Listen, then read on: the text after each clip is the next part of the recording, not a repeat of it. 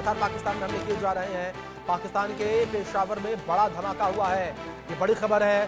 पाकिस्तान के पेशावर में बड़ा धमाका हुआ। पाकिस्तान में ताबड़तोड़ हमले इस वक्त जारी हैं। पाकिस्तान में लगातार हमले किए जा रहे हैं और पाकिस्तान के पेशावर में बड़ा धमाका हुआ है। ये बड़ी खबर है जो निकलकर सामने आ रही है। पाकिस्तान के पेशावर में बड़ा धमाका हुआ है। लगातार जो है पाकिस्तान के अंदर हमले जारी हैं। लगातार पाकिस्तान के अंदर अटैक किया जा रहा है और भारतीय सेना पाकिस्तान के अंदर घुस के मार रही है। और जिस तरीके से भारतीय सेना कहती है कि घुस के मारेंगे, ठीक उसी प्रकार से भारतीय सेना रिएक्ट भी कर रही है और एक्शन ले रही है। पाकिस्तान के अंदर घुस के पाकिस्तान को मार रही है। भार्गव जी, मैं आपका रुख करूंगा। बीएसएफ के फॉर्मर डीआईजी रहे हैं भार्गव जी।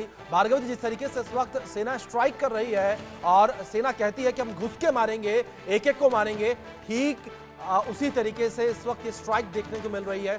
सेना पाकिस्तान के अंदर घुस रही है और एक एक करके हमले यहां पर किए जा रहे हैं। थोड़ी देर पहले ही मैंने आपको बताया था कि जो पाकिस्तान ने अभी रात को शाम को जो हमला किया, उसके बाद आपको उसका रिजल्ट देखने को मिल जाएगा। आप कल सुबह तक देखिए क्या होता है। मैंने थोड़ी देर पहले ही बोला था आपको। जी बिल्कुल बिल्कुल। तो भार्गव जी ये तो हाँ भाई, मैं बता रहा हूँ, देखिए ये बात सही है। मैं तो बल्कि ये कह रहा था कि अगले 24 घंटे बहुत इंपॉर्टेंट है पाकिस्तान के लिए भी और हमारे लिए भी।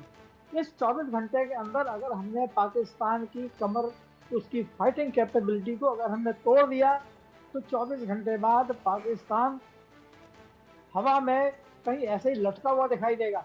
उसको जो आज की तारीख में या अभी जो हमले कर रहा है, वो उसके हमले मेरे ख्याल से तो बंद हो जाएंगे। क्यों? तब तक उसे पता लग जाएगा कि उसकी औकात क्या है। औकात तो उसे पता थी, लेकिन अभी उसको दिखा भी दी जाएगी कि हम या भारत उसके ऊपर किस तरह से हमले कर सकता है और उसका क्या हश्र कर सकता है। और ये हमले पूरी रात क्या, कल मेरे ख्याल से पूरे दिन तक इसी तरह से चलेंगे और तब तक चलेंगे जब तक कि हम पाकिस्तान की कम से कम एक चीज कि उसकी जो हवाई हमला करने की कैपेबिलिटी है, हम उसको रिड्यूस नहीं कर देंगे ताकि वो हमारे ऊपर इस तरह के हमले ना कर सके। ठीक है, ड्रोन मिसाइल उसके चलते रहेंगे, लेकिन तब तक उसके पास लिमिटेड क्वांटिटी है, इनफाइनाइट नहीं है कि वो लगातार हमारे पास 7 दिन तक 10 दिन तक उस एमिनिशन को चला करके हमारे ऊपर हमला कर सके। हम उसको अगले 24 घंटे में उस स्टेज पर ले आएंगे जहां पर उसके पास से सारा सामान खत्म होने लगेगा और मियां मुनीर को पता लगेगा कि हिंदुस्तान से उसने क्यों पंगा ले लिया। जी बिल्कुल, तो जाहिर तौर पर सर। जी सर, अगर थोड़ा सा टाइम दें तो मैं भार्गव जी की बात को आगे बढ़ाना चाहूंगा। भार्गव सर, बिल्कुल सर, बिल्कुल। तो भार्गव सर ने ये बोला, एक्चुअली मैं आपके चैनल के माध्यम से बहुत इंपॉर्टेंट इन्फॉर्मेशन देना चाहता हूँ, क्योंकि मैंने बहुत सारे टीवी न्यूज चैनल पे ये देखा कि हम अटैक कर रहे हैं। हमारी जनता को ये पता नहीं हम कहाँ अटैक कर रहे हैं और पहला अटैक कहाँ होना चाहिए और कैसे अटैक कर रहे हैं। कोई बोल रहा है एयर डिफेंस अटैक कर रहे हैं, कोई बोल रहा है मिसाइल अटैक कर रहे हैं, कोई बोल रहा है पब्लिक अटैक कर रहे हैं, कोई बोल रहा है स्टेडियम अटैक कर रहे हैं। तो सर, किसी भी वॉर का मैं आपके चैनल के माध्यम से सबको ये बताना चाहता हूँ, किसी भी वॉर का एज ए एयरफोर्स ऑफिसर ये पहला रूल होता है कि उसके एयर डिफेंस सिस्टम्स को तबाह करना। एयर डिफेंस सिस्टम इसलिए इम्पोर्टेंट होते हैं, एयर डिफेंस जो ground based air defence system होते हैं उसमें 2 चीजें आती है, एक तो उनके रडार्स और एक उनका मिसाइल सिस्टम। रडार्स पिकअप करते हैं जिससे वो फाइटर एयरक्राफ्ट से आपको इंगेज करते हैं और मिसाइल सिस्टम्स के पास भी रडार्स होते हैं और फिर मिसाइल्स को लॉन्च करके आपके टारगेट्स को नष्ट करते हैं।